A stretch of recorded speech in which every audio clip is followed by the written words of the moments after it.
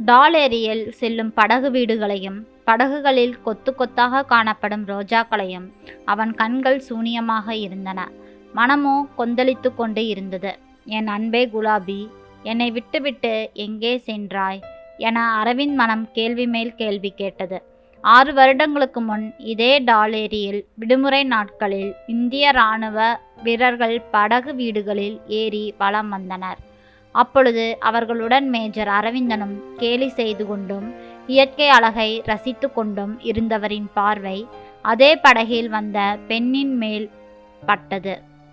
தலையில் இருந்த முக்காடு விழா அவளை ஏறெடுத்து பார்த்தார் அரவிந்தன்.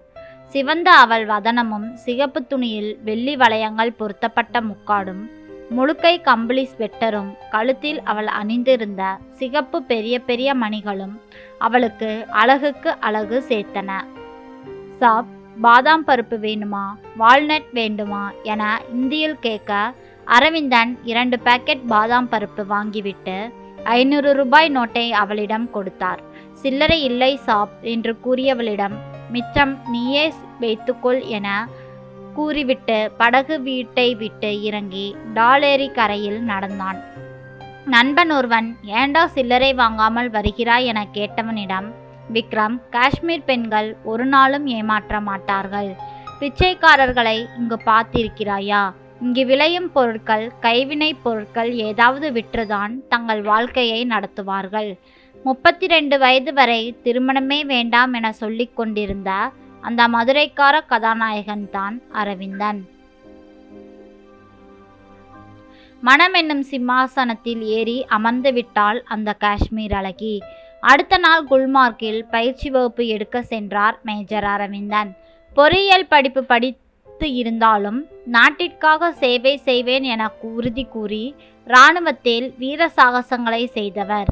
தாயில்லாமல் வளர்த்த தந்தை சபேசன் மனம் மகிழ்ந்தாலும் இன்னும் மனம் செய்யாமல் இருப்பது அவருக்கு மிகுந்த வருத்தம்.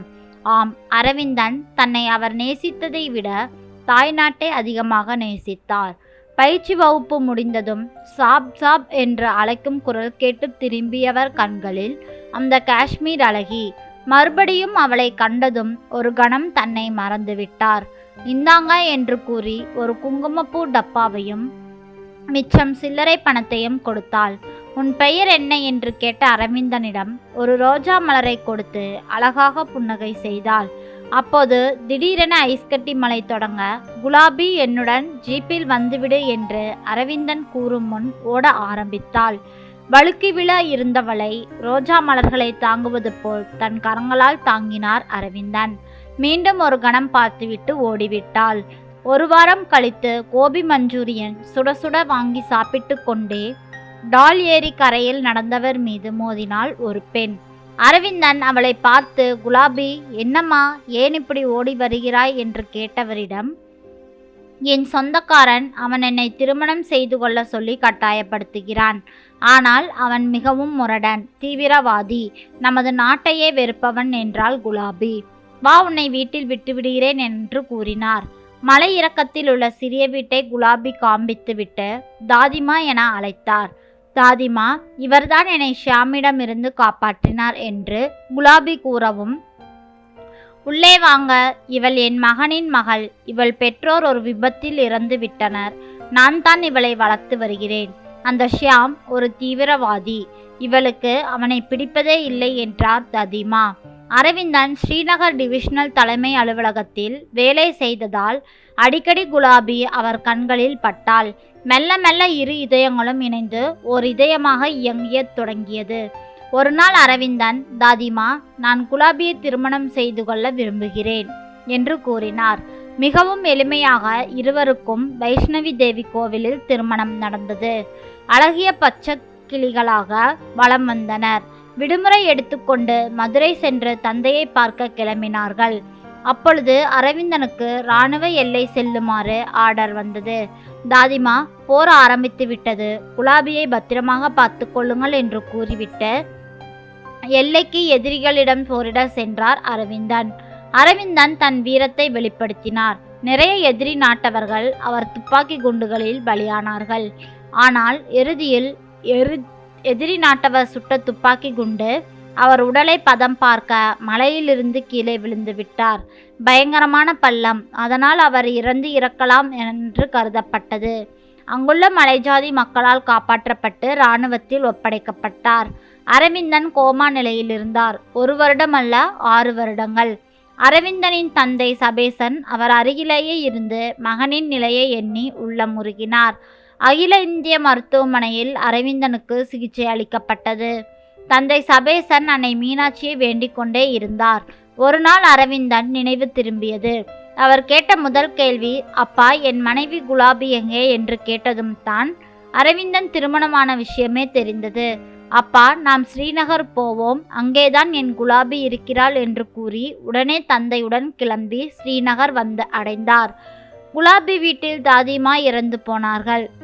குலாபி பற்றிய செய்தி ஒன்றும் அரவிந்தனுக்கு கிடைக்கவில்லை. குலாபி, என் உயிரை எங்கே இருக்கிறாய் என கூறிக்கொண்டே கண்ணீர் விட்டு குலாபியை தேடி அலைந்தார். அப்பொழுது சாப் சாப் என்று குரல் கேட்டு ஒரு 5 வயது பெண் குழந்தை ஒன்று கூடையில் மணிகள் வளையல்கள் வைத்து நின்று கொண்டிருந்தது.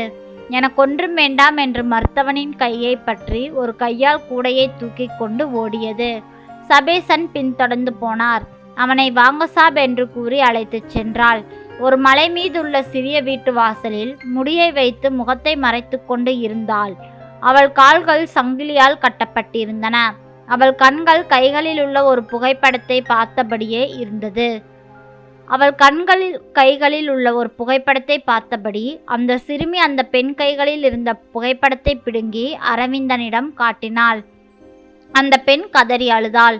அரவிந்தன் அந்த புகைப்படத்தை உற்று நோக்க, குலாபி, என் உயிரே, நீயா என கதறிய வண்ணம் அவள் கூந்தலை சரி செய்து அவள் முகத்தை 2 கரங்களால் தாங்கினார். உன் அரவிந்தன் வந்துவிட்டேன் பாரென கதறினார். அரவிந்தன் அவள் இரவிலிருந்து வெளியே வந்தது. அவள் அவரை ஏறிட்டு பார்த்தாள். அவள் மூளையில் அதிர்வு. என் அரவிந்தன் இறக்கவில்லை என்று கூறி அவர் மார்பில் மலர்ந்தாள். அவள் கண்களில் வழிந்த கண்ணீரை அவர் இதயப்பகுதி நினைத்தார். சபேசன் அவள் காலில் கட்டப்பட்ட சங்கிலியை அவிழ்த்து விட்டார். அங்கு வந்த ஷியாம், அரவிந்தன், நீ உயிருடன் இருக்கிறாயா? நீ இறந்துவிட்டாய் என்ற செய்தி கேட்டு, உன் அரவிந்தன் இறந்து விட்டார், இப்போது நீ என்னை மறுபடியும் திருமணம் செய்து கொள்ள வேண்டும் என்று சொன்னவுடன், என்ன, என் அரவிந்தன் இறந்து விட்டாளா என்றவள் பின் பேசவே இல்லை. உன்னை நினைத்து நினைத்து பைத்தியமே ஆகிவிட்டாள். தாதிமா இந்த சோகத்தை தாங்க முடியாமல் இறந்து விட்டார். அப்போதுதான் இவள் கர்ப்பிணி என்ற விஷயமே அறிந்தேன். இவளை என் தங்கை போல் பார்த்து மருத்துவ சிகிச்சை கொடுத்தேன். பல நாட்கள் உன்னை தேடி டால் ஏரி கரைக்கு சென்று விடுவாள். அதனால் தான் சங்கிலியால் கட்டி வைத்திருக்கிறேன் என்று கூறிய ஷியாம், அரவிந்தன், இவள் உன் மகள் சோனா என்று அந்த 5 வயது பெண்ணை காண்பிக்க அரவிந்தன் மகளை மார்போடு கட்டி அணைத்து கொண்டார். அடுத்த ஆண்டு இதே டால் ஏரியில் படகு வீட்டில் மனநிலை சரியான மனைவியின் தோள்களில் கை போட்டு உட்கார்ந்து எதிரே தன் தந்தை மடியில் அமர்ந்திருக்கும் ரோஜா மலரை போன்ற பெண் குழந்தையும் டாலேரியின் அழகையும் ரசித்து கொண்டே இராணுவத்தில் இன்னும் பணி செய்ய உத்தரவு கேட்டுள்ளார். இன்னும் என் தாய்நாட்டை காக்கும் பணி செய்து கொண்டே இருப்பேன் என்றார் மேஜர் அரவிந்தன். நன்றி. இந்த கதை பிடிச்சிருந்ததுன்னா மறக்காமல் லைக் பண்ணி நம்ம சேனலை சப்ஸ்கிரைப் பண்ணி உங்களோட ஆதரவை எனக்கு கொடுங்க. இது போன்ற கதைகளை கேட்க மறக்காமல் பெல் ஐக்கானையும் கிளிக் பண்ணிக்கோங்க. நன்றி. நாளை மீண்டும் வேறொரு கதையில் சந்திக்கலாம்.